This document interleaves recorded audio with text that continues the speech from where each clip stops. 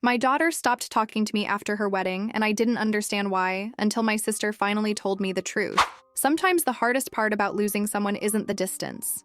It's not knowing why the distance suddenly appeared in the first place. And honestly, when my daughter stopped calling after her wedding, I kept telling myself she was just busy starting a new life. I had no idea she'd been carrying pain connected to me for years. Pain I never even realized I caused. 3 days after my daughter's wedding, I called her just to hear her voice. No answer. At first, I didn't think much of it. Emily had just returned from her honeymoon in Italy with her husband Noah. She was probably exhausted. Busy. Overwhelmed. So I left a cheerful voicemail instead. "Call me when you get home, sweetheart. I miss you already." She texted back 4 hours later. "Busy unpacking. Talk later." Short, but normal enough. Or at least, that's what I told myself. The weird feeling started a few weeks later. Emily stopped calling regularly. Then she stopped answering half my messages.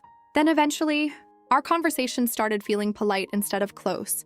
And honestly, that scared me more than silence. Because Emily and I used to talk constantly. She called me during grocery shopping, during work breaks, during traffic. Sometimes she'd call just to complain about laundry. Now suddenly, everything felt distant, careful, like she was talking to a coworker instead of her mother. At first I blamed marriage adjustments, new routines, adult life. That's what everyone told me anyway. "Give her space," my husband Frank said one night while I stared at my unanswered messages. "She's building her own life now." And logically, I knew he was right. But emotionally, something felt wrong. Because mothers notice changes other people don't, especially with their children. And this wasn't normal distance. This felt intentional. The first real sign happened 2 months after the wedding. Emily canceled Thanksgiving dinner. That might not sound huge to some people, but in our family, Thanksgiving was sacred. Same house, same recipes, same loud arguments over mashed potatoes every single year. Emily never missed it. Not once. But this year, she called 3 days before Thanksgiving, sounding strangely nervous. "I think Noah and I are staying home this year." I frowned immediately. "What? Why?" A long pause followed. "Too long. We just want some quiet time together." Something in her voice felt rehearsed. "Are you upset with me?" I asked carefully. Another pause. Then quickly. "No, Mom, of course not." But honestly, it didn't sound believable. After we hung up, I sat at the kitchen table staring at my phone for almost 10 minutes. Because suddenly, all those ignored messages and distant conversations felt heavier. That Thanksgiving was the first holiday Emily missed. Then came Christmas. This time, she only visited for 2 hours. 2 hours. My daughter used to sleep over for entire weekends after college just to watch old movies with me. Now she barely stayed long enough to finish dessert. And the strangest part? She acted normal with everyone else. Laughing with cousins, talking to her father, helping in the kitchen. But with me, everything felt forced, careful, polite, like she was emotionally standing several feet away from me the entire time. At one point, I touched her arm while asking about work, and she physically stepped back slightly. That tiny movement completely broke my heart. Because children don't pull away from loving parents for no reason. That night after everyone left, I cried in the kitchen while loading dishes into the dishwasher. Frank found me halfway through washing plates. "She's growing up," he said gently. But deep down, I knew that wasn't the problem. Children grow up all the time. They don't usually disappear emotionally overnight. Months passed. And somehow things became even worse. Then one afternoon, my younger sister Diane came over unexpectedly. The second she saw me, her expression changed immediately. "You look exhausted," she said softly. I laughed weakly. "I think Emily hates me." Diane didn't laugh. That should have been my first warning. Instead, she sat down quietly across from me at the kitchen table. And for the first time in months, someone finally looked uncomfortable hearing my daughter's name. "Linda," she said carefully. "There's something I think you need to know." My stomach dropped instantly. Because suddenly, I realized this distance between me and my daughter might not have started after the wedding at all. Linda's sister finally reveals a painful truth Emily has secretly carried since childhood. And Linda realizes her daughter may have spent years hiding resentment behind their close relationship. Diane sat quietly across from me at the kitchen table. And suddenly I felt nervous in my own house. The way she looked at me wasn't casual. It wasn't gossip. It was concern. Real concern. "What do you mean?" I asked slowly. Diane sighed softly before answering. "I don't think Emily started pulling away after the wedding." My chest tightened instantly. I think the wedding just made her finally stop pretending everything was okay. For a second, I genuinely didn't understand what she meant. Pretending? Emily and I were close. At least, I thought we were. I frowned. "Diane, what are you talking about?" My sister hesitated again, almost like she was deciding how much truth I could handle at once. Then finally, she said something that made my stomach drop. Emily used to talk to me a lot when she was younger. That surprised me immediately. Emily loved her Aunt Diane, but I never realized they had serious conversations behind my back. She didn't want to upset you, Diane continued carefully, so she'd vent to me instead. I laughed softly in confusion. About what? Diane looked directly at me, feeling second. The room went completely silent. Second? To who? I stared at her, waiting for clarification. Then slowly, my mind went somewhere I didn't want it to go. My son, Jason. Suddenly, memories started resurfacing before Diane even said his name. Jason's baseball tournaments, Jason's college problems, Jason's divorce, Jason needing extra support.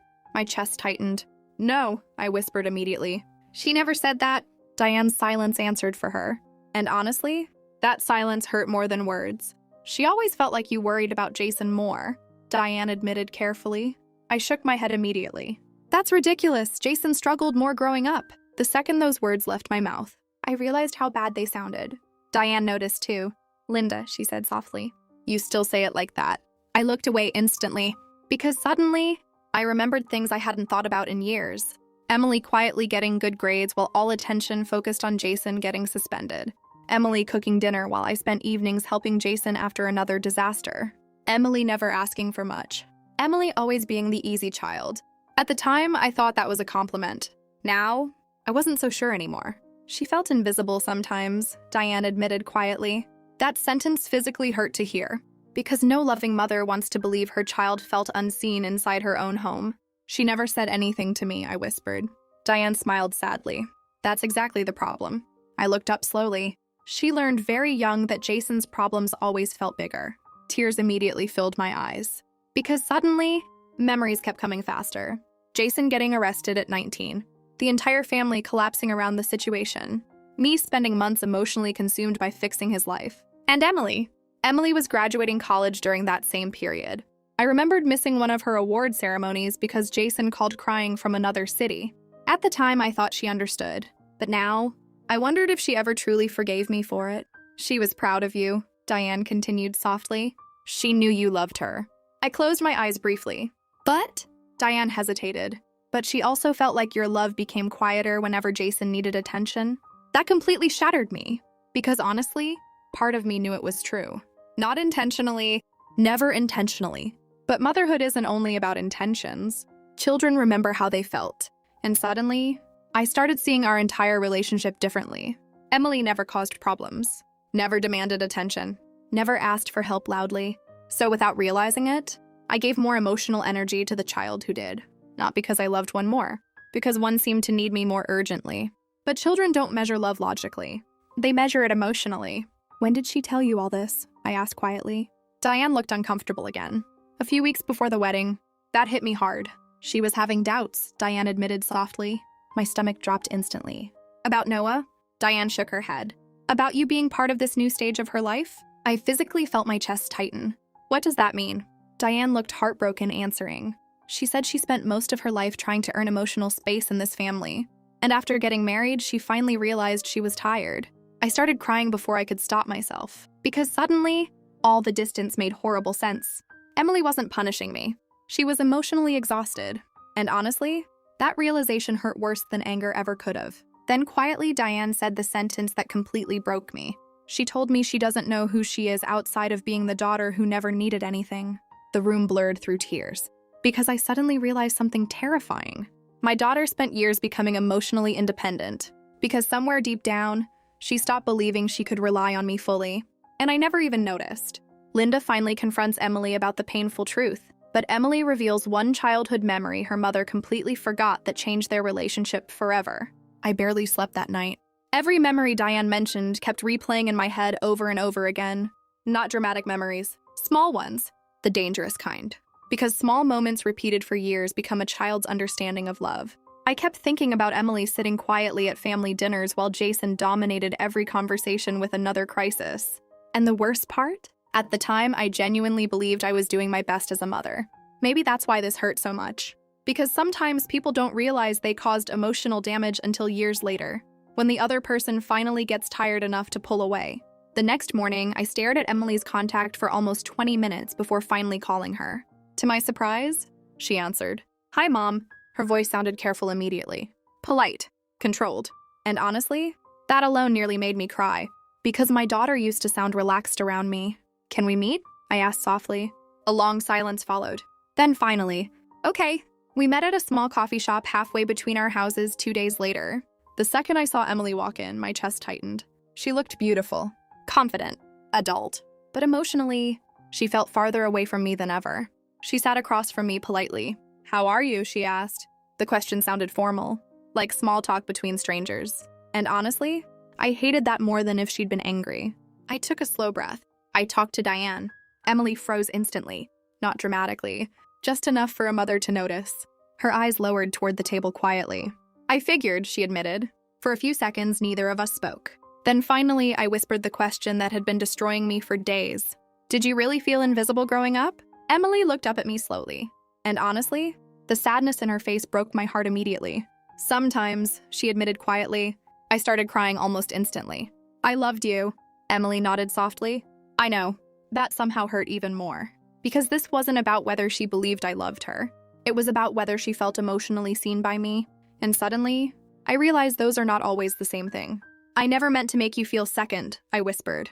Emily smiled sadly. "I know you didn't." Again. Same answer. And honestly, that was the hardest part. There was no villain sitting at the table. No abusive parent. No screaming trauma. Just years of emotional imbalance that quietly shaped our relationship without either of us fully addressing it. "I thought you were okay," I admitted. "You never complained." Emily laughed softly, not happily, because complaining never felt useful. That sentence physically hurt. "Emily," she looked down at her coffee before continuing. "Jason always needed more." I opened my mouth immediately. "He was struggling." Emily nodded. "I know, and I understood that even as a kid." Her voice stayed calm, controlled. But eventually, understanding something doesn't stop it from hurting. Tears rolled down my face again, because suddenly, I realized how mature Emily had been forced to become emotionally. Too mature. "You know what memory I keep thinking about lately?" she asked quietly.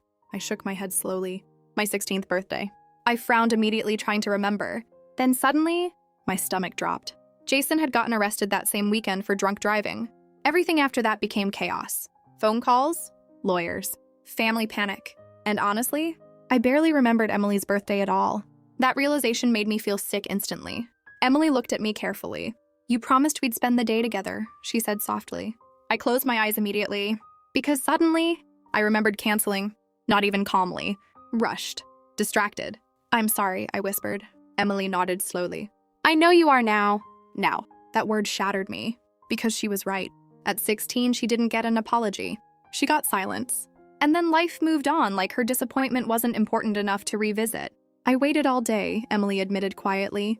I physically covered my mouth, trying not to cry harder, because suddenly, I could picture it perfectly. Her sitting at home pretending not to care, pretending to understand, pretending to be mature, while I focused entirely on Jason's latest disaster. And honestly, I don't think I ever fully realized how many moments like that existed for her. "That wasn't the only time," Emily admitted softly. Every word felt heavier now. "There were always emergencies," she continued, and after a while I stopped expecting space for my feelings. I couldn't even defend myself anymore, because deep down, I knew she wasn't wrong. "Not completely." "I'm so sorry," I whispered again. Emily's eyes filled with tears too now, and for the first time in months, she finally looked emotionally honest instead of distant. "I'm not trying to punish you," she admitted quietly. "I just got tired of feeling emotionally responsible for everyone." That sentence changed everything for me, because suddenly I realized my daughter hadn't stopped loving me after her wedding. She had simply reached a point where she couldn't keep abandoning her own emotional needs anymore. And honestly, I didn't know if our relationship could fully heal from that. Then quietly, Emily asked the question I feared most. "Do you know how many important moments I stopped telling you about because I assumed Jason would always need more attention?" I stared at her silently, unable to answer, because the truth was, I didn't know. And maybe that was the problem all along. Emily finally reveals the emotional impact years of feeling overlooked had on her adult life, forcing Linda to confront the possibility that loving her daughter was never the same as truly understanding her. Emily's question stayed in my mind long after we left the coffee shop. "How many important moments did I stop telling you about?" Honestly, I didn't know, and that realization haunted me, because parents always remember the sacrifices they made, but children remember the moments they felt emotionally alone. Over the next few days, I kept replaying our conversation in my head, not trying to defend myself anymore, just trying to understand her honestly. And the hardest part, the more I thought about it, the more memories started making painful sense. Emily handling problems quietly. Emily never asking for much. Emily becoming emotionally independent far too young. At the time, I called her mature. Now I wondered if she simply learned early that needing less attention was the only way to avoid disappointment. A week later, Emily invited me to her house for dinner. Just me. No Frank. No Jason. That alone made me nervous. When I arrived, she looked calmer than she had at the coffee shop. Still guarded, but calmer. And honestly, for the first time in months, it felt like my daughter actually wanted to be in the same room as me again. After dinner, we sat outside on her back porch while the sun started setting. For a while, neither of us spoke. Then quietly, Emily said, "You know what finally made me realize something was wrong?" I looked at her carefully. "The wedding." My chest tightened immediately. "What about it?" Emily looked down at her hands before answering. "The entire week before the wedding, you kept calling me about Jason." I closed my eyes briefly, because even before she explained further, I remembered. Jason was going through another breakup, another emotional crisis, another situation consuming everyone's attention. And suddenly, shame hit me all over again. "I asked you 3 different times if you were excited about the wedding," Emily continued softly. And every conversation somehow became about whether Jason was okay. Tears filled my eyes instantly, because I remembered doing exactly that. Not intentionally, never intentionally, but intentions stop mattering after enough repetition. "You know what Noah asked me the night before the wedding?" Emily said quietly. I shook my head slowly. "He asked why I sounded guilty every time I talked about myself." That sentence completely broke me, because suddenly, I realized something horrifying. My daughter had learned to shrink her own happiness emotionally, even during the biggest moment of her life. And somehow, I helped create that habit without ever noticing. "I didn't know," I whispered. Emily nodded sadly. "I know." Again. That same painful answer. Not angry, not cruel, just honest. And honestly, I think that honesty hurt more because of how gentle she was being with me. "I spent most of my life convincing myself you loved Jason more," she admitted quietly. I immediately shook my head. "That's not true." Emily looked at me carefully. "I know that now," she said softly. But growing up, it felt true sometimes. The tears finally started falling before I could stop them, because no mother wants their child carrying pain like that for years, especially pain connected to them. "I failed you," I whispered. Emily immediately shook her head. "No, you loved me." She paused, then added softly, "But love and attention aren't always the same thing." That sentence stayed with me longer than anything else she said, because she was right. I spent years loving my daughter deeply while accidentally giving most of my emotional energy to whoever needed the loudest help at the moment. And Emily became invisible precisely because she handled pain quietly. "I don't hate you, Mom," she admitted after a while. "I just needed distance long enough to figure out who I was outside this family dynamic." That hurt. But honestly, I understood it now. For years, Emily had emotionally adjusted herself around everyone else's problems. Marriage was probably the first time she finally stepped back and realized how exhausted she really was. "I want us to be okay again," I whispered. Emily's eyes filled with tears too. "I want that too." And for the first time in almost a year, that actually felt possible. Not because one conversation magically fixed everything, but because we were finally speaking honestly instead of pretending old pain didn't exist. Healing didn't happen overnight after that. Some conversations were uncomfortable, some memories still hurt, but slowly, Emily started calling more again. Not out of guilt, not obligation, choice. And honestly, that difference mattered more than I can explain. A few months later, Emily invited me over again for Sunday dinner. This time, while helping wash dishes, she laughed at something stupid I said. A real laugh. Relaxed, natural, and suddenly, I realized how long it had been since I heard that version of my daughter around me. That moment almost made me cry right there in the kitchen. Because sometimes healing doesn't look dramatic. Sometimes it's just hearing warmth return to someone's voice after a long period of emotional distance. And honestly, I'll probably spend the rest of my life regretting the moments Emily felt unseen. But now I also understand something important. Being a good parent isn't about pretending mistakes never happened. It's about being willing to finally hear the pain your child was too afraid to say out loud. Honestly, I think this story is painful because nobody here was truly a bad person. Linda loved her daughter deeply. But sometimes children who cause less trouble quietly receive less emotional attention without parents even realizing it. And those small moments add up over years. I also think a lot of adults carry childhood feelings they never fully explained to their parents because they didn't want to seem selfish or dramatic. But emotional neglect doesn't always look obvious. Sometimes it just looks like constantly being the one expected to understand everything. If you were Emily, do you think you would have pulled away too?